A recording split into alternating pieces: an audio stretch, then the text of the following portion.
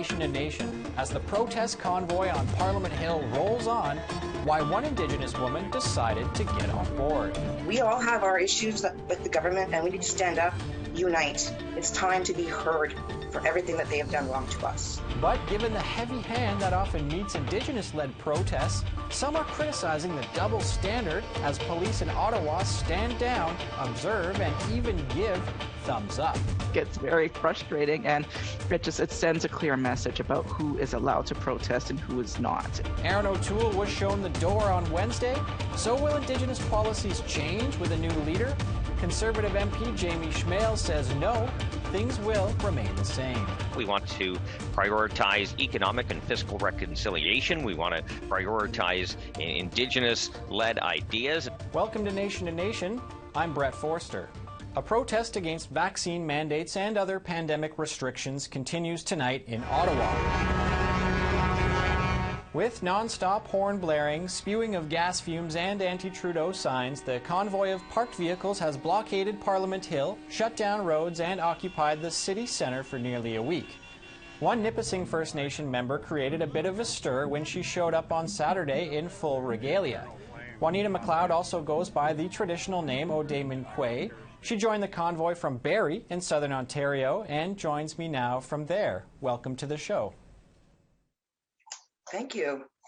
Happy to be here. So, can you tell me why you decided to support this protest?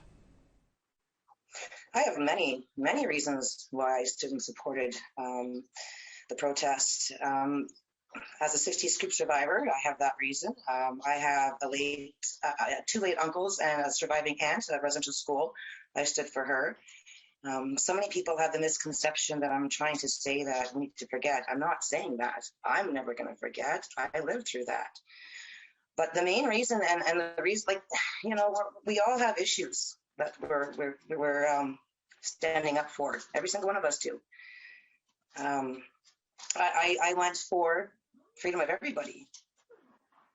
And that's part of who I am. I stand up for a lot of other things like I just mentioned. So it's for freedom. We need our freedom.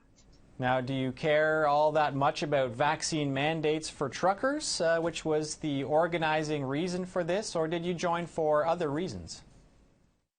I firmly believe that as Canada being a free country, we should be allowed to make our own choices. We should not be forced to do anything we don't believe in. And what type of response did you get once your photo began circulating online? A lot of respect and love. The comments that came in from the East Coast, from the West Coast, people in the States were sending me a lot of beautiful comments and saying thank you for standing up. Thank you for being a part of it and being that voice that we need to stand together. And what do you think it is that appeals to other Indigenous people about this movement? My teachings from my elders that I received is to walk with an open heart. When you walk with an open heart, you will learn to walk in harmony. We all want the same common goal. We want our freedoms. We want to be able to protect our waters, our lands. We want to bring our other children that are still yet to be brought home. We still want all that. Certainly. Did you receive any backlash for showing up and showing a bit of solidarity? I most certainly did. I actually still am receiving a backlash about it. And again, people are entitled to their opinions. They're allowed to voice their opinions. I'm not judging them for that or, holding anything against them for that. That's their choice.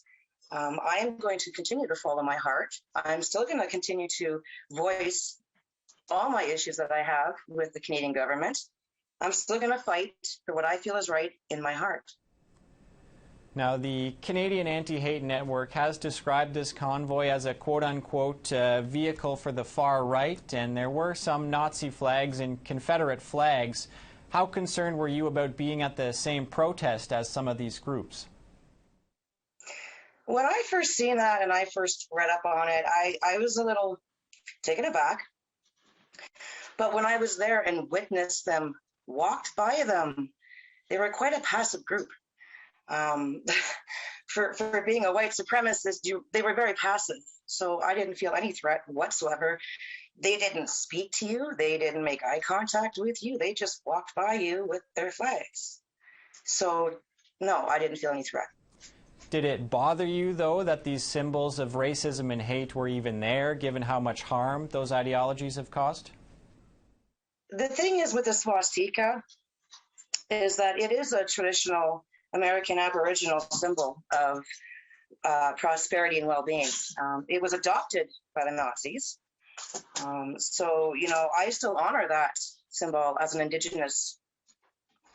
But it wasn't being used in that context, right? It was being used. I don't think it was. I honestly think that was part of Trudeau's propaganda. I really think that he did put his little minions, as some call them, or goons, whatever they want to call them. I think he did place people there to create that fear. They didn't do anything. They were so passive. I don't understand. I'm sorry. Well, opposition to Trudeau seems to be a kind of unifying thread for a lot of these groups. Do you think that's what's drawing some Indigenous folks in as well? Well, the mainstream media isn't really putting out proper information. They're giving misleading information. They're saying that the truckers are stealing from the homeless. They're not. They are supplying so much food out there for everybody, and not just for themselves, for people there at the protest. The amount of the energy that was there, it was a positive energy. Everybody was so happy, kind words coming from everybody. So, the propaganda that's being fed to many, many people out there is very, very misleading. I'm sorry. You can't believe everything you're seeing right now, because you have to be there to experience it, to understand it. And I was there. All right. Well, the truckers have certainly made themselves heard. The honking continues in Ottawa. What do you think the government should do?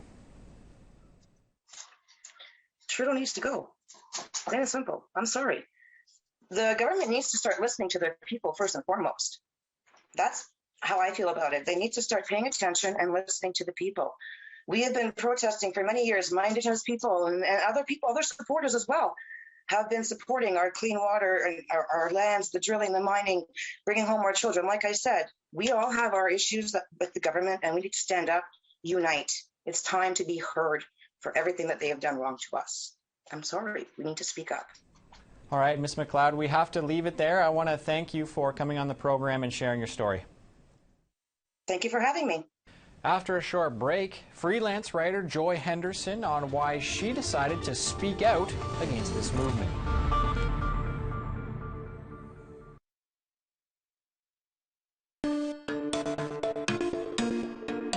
Welcome back.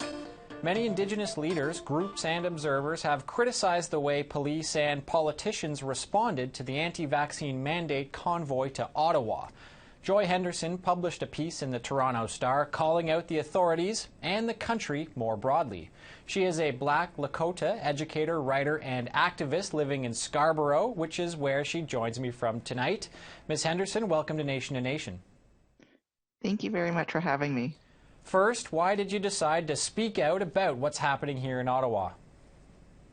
I knew that, it's almost everyone knows who's like Black or Indigenous. Like we called it, right? Like we just instinctively knew that this was going to happen, play out differently for these protesters versus any other protesters who are Black or Indigenous or people of color, right? And so it was just, this is going to be handled very differently than if we had decided to protest. And as we see it play out, it has been handled very differently. Police have essentially stood down to a very illegal and horrific protest as we see it. Mm-hmm. What do you think the police and the authorities should have done differently then?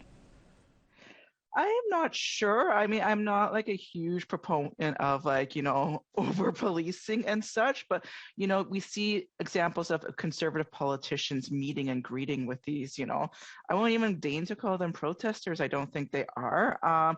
We see police bringing them hot food. We see that there's not any kind of provisions made for emergency vehicles getting through. And, as a result, someone has actually died because the ambulance couldn't get through these protests. So even just basic traffic management so that people can live and be safe in their city, police preventing these, occupiers from harassing Ottawa citizens. There's so many people who are afraid to go out now, and it's ridiculous. Do you think seeing this double standard on display so blatantly might help change it a little bit? I'm not the optimistic sort, so I am not sure. I don't necessarily believe so. I feel that if we were to do a protest for, Indigenous rights, tomorrow, we would see the difference in how police have handled our issues versus, the issues of, a predominantly white crowd protesting mandates. There's a lot of polarization and anger out there right now. Did you get any backlash after writing your op-ed in the Star? It was extreme. And I've written op-eds in the Star. I've written one about colonization on Canada Day, and it was published. And even the backlash from that pales in comparison to what I got on Saturday and Sunday. It was an entire weekend of death threats, lewd insults, racism. It was just something I had encountered or even expected before, and I have written, controversial pieces before that. Mm-hmm. The anti-hate watch dogs in Canada have kind of been following this and raising alarms. How concerned are you about that side of things?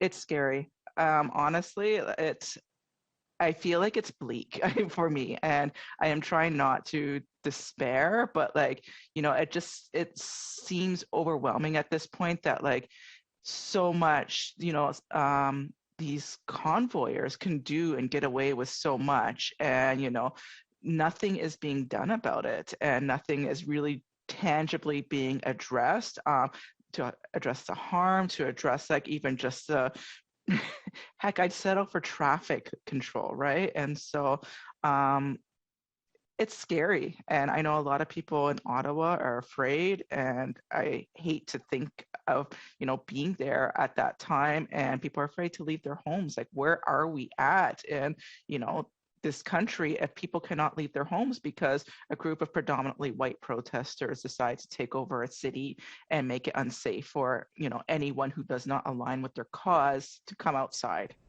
Well, on that note, earlier on the show, I spoke to a First Nations woman who joined the convoy. There is some Indigenous support for this. Why do you think this movement has drawn some solidarity from Indigenous folks?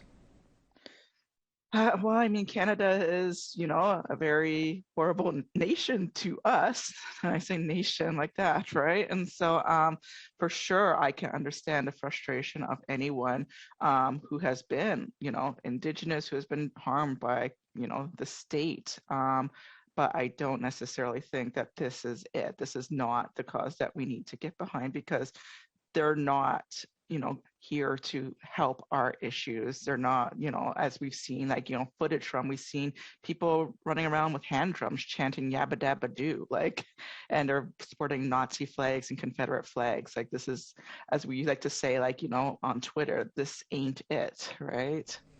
Yes, I've been walking around the streets, taking things in, and dislike for Trudeau seems to be a unifying theme here. How well do you think the Prime Minister has done responding to this?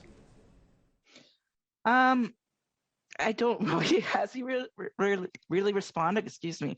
I don't think he really has done much. I think they kind of taken a path of we're just not even going to entertain. And I mean, maybe that is their strategy. And I guess it's going to play out as it does, and it works out for those who have the power to kind of avoid that kind of hate and to avoid, the fallout from that hate. Because when people see actions like this that go unaddressed, it emboldens them to create further actions, and that's going to have fallout across the country for, Indigenous people, Black people, otherwise other racialized groups as well.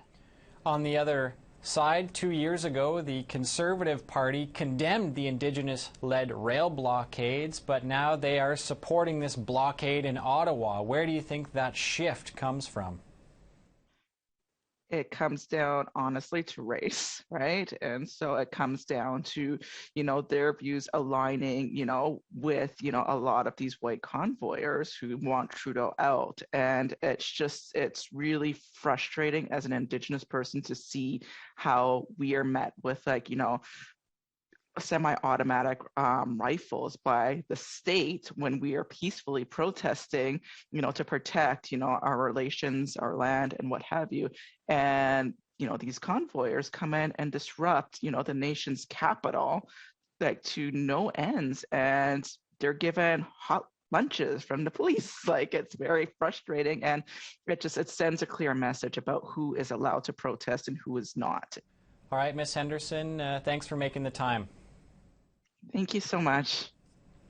Coming up after the break, Conservative MP Jamie Schmale joins the show following the ouster of Aaron O'Toole.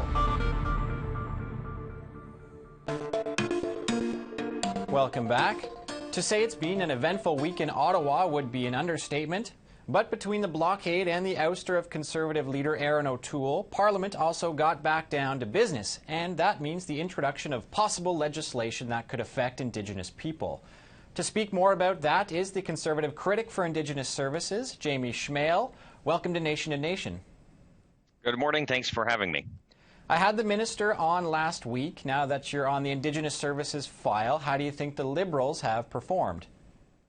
Well, I think the Liberals have a very ambitious agenda ahead of them. I think they have, unfortunately, a track record of not meeting the goals that they have originally set, especially around clean drinking water and getting that to Indigenous communities. And of course, they have made progress in that.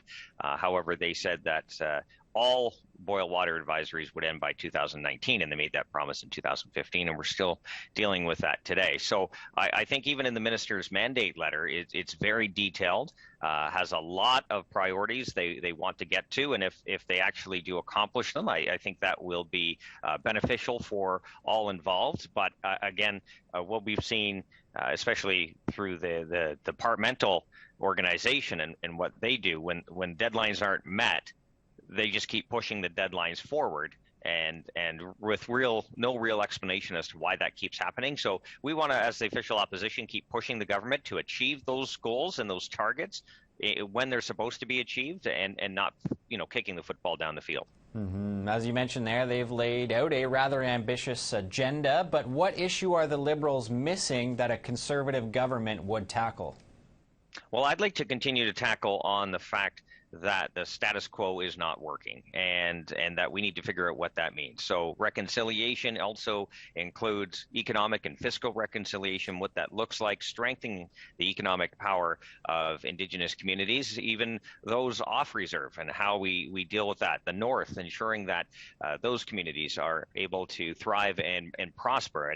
And what we've been seeing through a number of studies in committee, and speaking with communities themselves and leaders, is that some of the biggest hurdles are the bureaucracy in Ottawa, and that's one thing I think we should be addressing as to where the barriers are, where the slowdowns are, and actually look for ways we can start speeding this up, because communities have waited way too long, and this problem that Ottawa keeps refusing to solve only gets worse.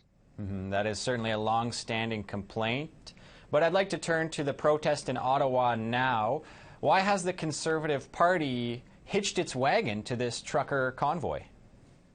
Well, I think the first question is, why are we at this point to begin with? I think the fact that you have individuals from all around the country giving up their own time, their own money to come and have their voice heard is a statement of the political discourse here in Ottawa. And I think people are just frustrated in that they have to come all this way just to be heard, just to feel that the government's trying, or just trying to get the government to listen to them. And that's unfortunate.